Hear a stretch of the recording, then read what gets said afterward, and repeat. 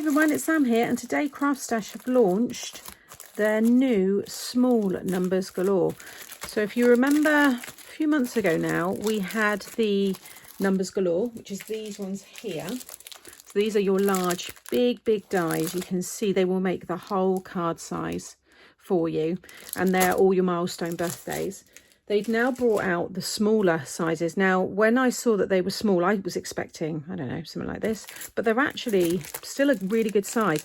I'm going to be doing a demonstration with the 30th today, so I can just show you in here, because I've already opened this one. But you'll see there, they're still a really nice size. Obviously, each number is going to vary, but if I just grab my ruler, all the measurements are on the website, but you're looking at about 5 1/4 wide by... I go by the larger die there, just under 4. So that's just the 30th, but yeah, you've got every milestone. Actually, the larger ones, we didn't do the 100th birthday, whereas these ones they did. And I did see quite a few people commenting, saying, oh, it would have been nice if there was the 100th.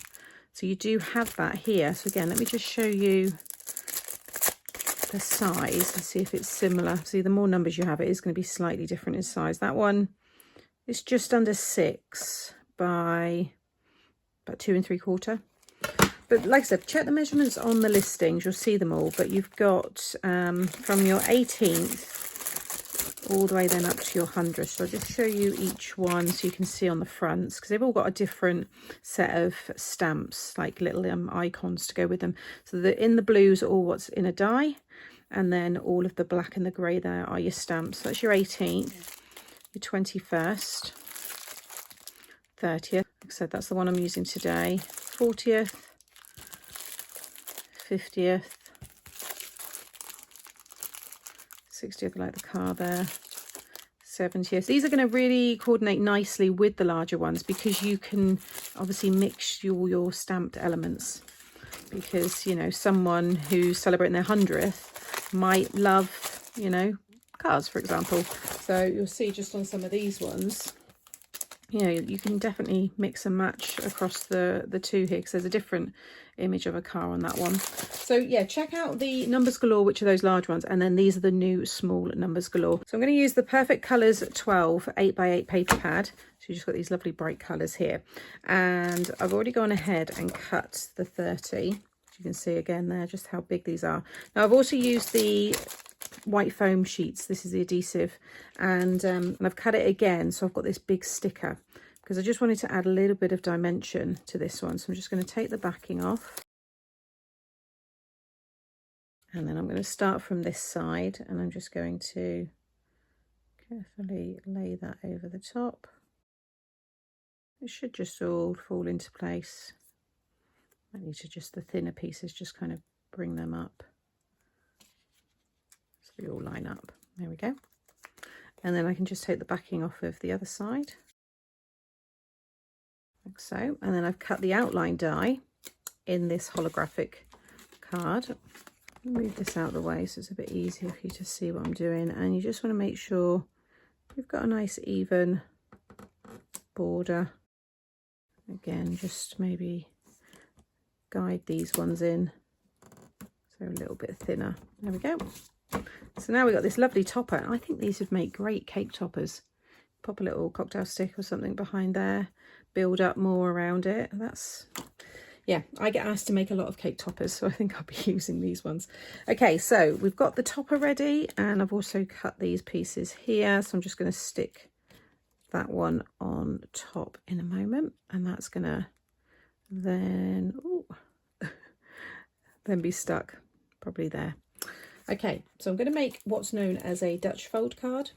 Now I'm using A4 cardstock, so this one's going to come in, when it's folded, it's going to be about 5 1/2 squared, so just under 6 by 6. So you want to cut yourself a piece of 11 by 8 1/4. Along the 11-inch side, you're going to score it 2 3/4 and 8 1/4, and then you want to rotate it, and you're going to score it 5 1/2.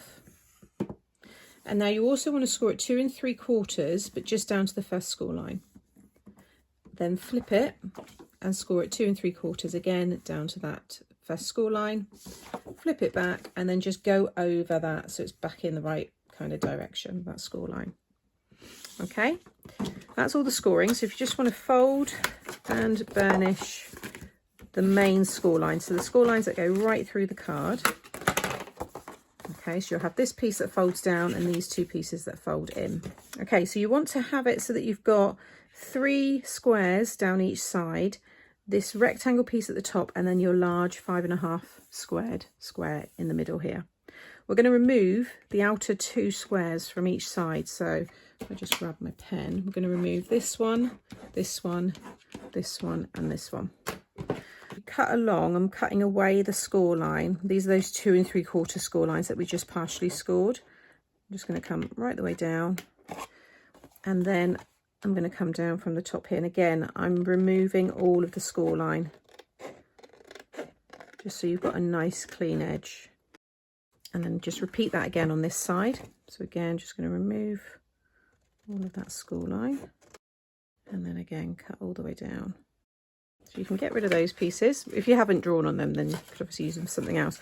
So now you can fold in your gate folds, and this one will fold down, and that's your 5.5 squared size card. So that will go nicely in your envelope.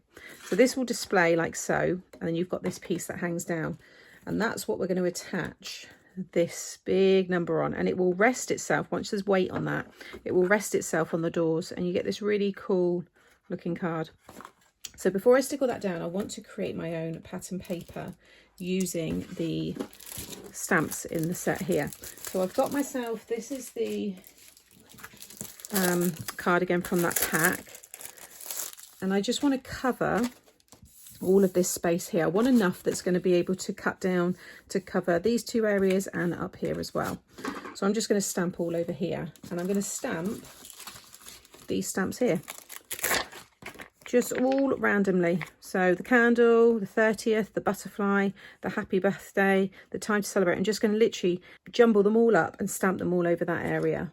So I want to, first of all, just prepare the area. So I've got my anti-static buddy here. So this is just a powder, and it will remove any static from the card, any kind of sticky marks that you might not be able to see, any oils from your hands. And I always like to just rub it on my fingers as well, especially if you like to wear like hand cream and stuff. So just give that a good wipe. You can use your stamping platform if you want, but I tend to just do it freestyle when I'm doing something like this. So I've got my Versamark. This is a watermark ink pad, so it will just be clear. So you might not pick this up too much on the camera. Because these are brand new stamps, I just like to prime mine. By that I mean rub it on my palm. You'll usually have a residue left from the factory. Just kind of want to get rid of that. Some people will stamp it a few times with maybe like a StazOn or just a black ink. Some people run them under the tap. Some people use a rubber or an eraser. Sorry, I know it's known as different things. So yeah, whatever works for you, but you'll find you'll get a better impression then. And then I'm just going to ink that up, and you just stamp it. You'll probably see it okay actually because of the colour of the card. So I'm trying not to think about it too much. You're not looking for like even, we're just random is what we want. Okay, so that's my butterflies. Get rid of that one. I want to make sure I get the 30 in, so I'm going to do that one next. So again, just give that a little wipe, and then get the 30. Okay, and then got to get the cocktail glass in.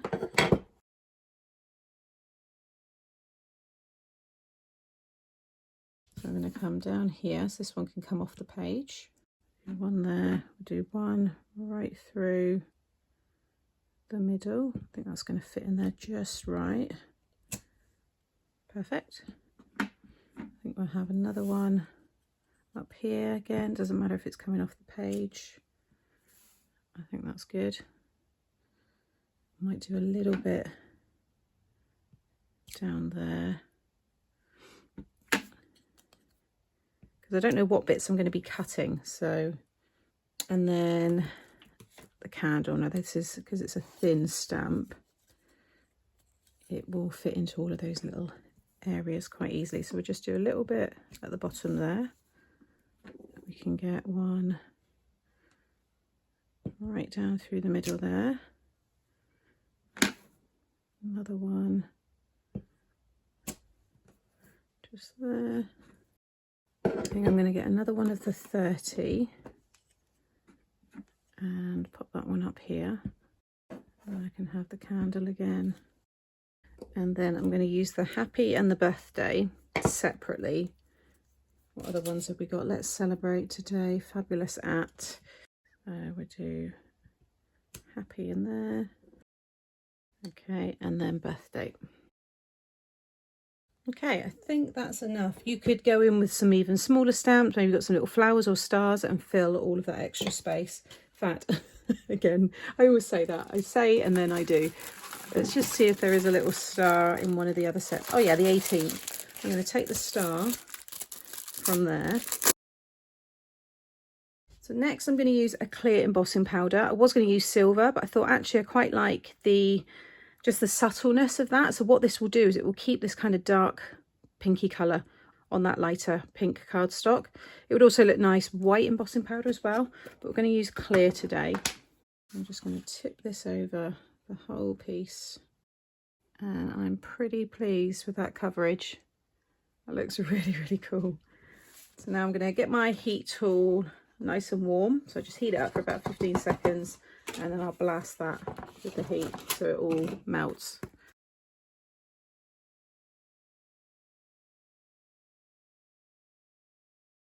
How cool does that look? We've got our own personalised paper. You could make this could be wrapping paper, stamp it onto anything, but I think it looks really nice. That tone on tone's lovely. So I'm going to cut myself now from that piece. So I'll give you the measurements for mats and layers anyway. So you'll want a piece of 5 1/4 by 2 1/2 and then 5 by 2 1/4, and then you'll want 2 pieces of 2 1/2 squared and 2 1/4 squared. So I'm going to just decide on if I want to do mats and layers and get those all stuck down.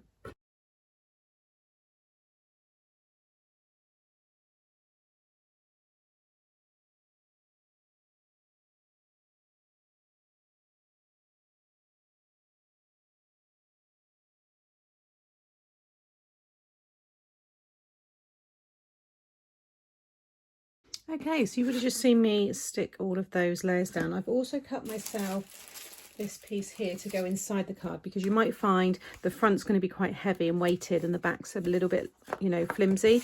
This is the CraftStash 300 GSM smooth cardstock, but even with this weight on, it's going to pull it down. So this is a piece of 5 1/4 squared and 5 by 5 squared, which I've just stuck together.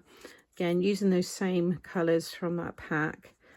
Just add my glue on the back. This is construction glue. This is the Calcott construction glue. It just dries nice and hard and just adds that strength into your card. So I'm just going to lay that one inside. Okay, so again, you can see there, how cool does that look? Really, really fun. So now the topper, like I said, you want this to kind of stick out and it will then balance itself on the doors at the front there.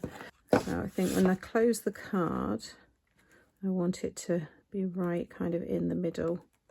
Yeah, about there. So I'm just going to add my glue onto this kind of portion. Okay, and whilst that's drying, I'm just going to grab some of my star embellishments and finish it with those, I think. And there's the finished card. I think the stars just finish it off nicely. So again, you can see as you open up the doors, that's how it will look when it's displayed. So thank you as always for watching today. All of this product is available over on the CraftStash website. You can find it by clicking here. It will also be linked below as well. You can subscribe to our channel here if you haven't done so, and that way you won't miss out on any future videos. And click here for more fun technique videos.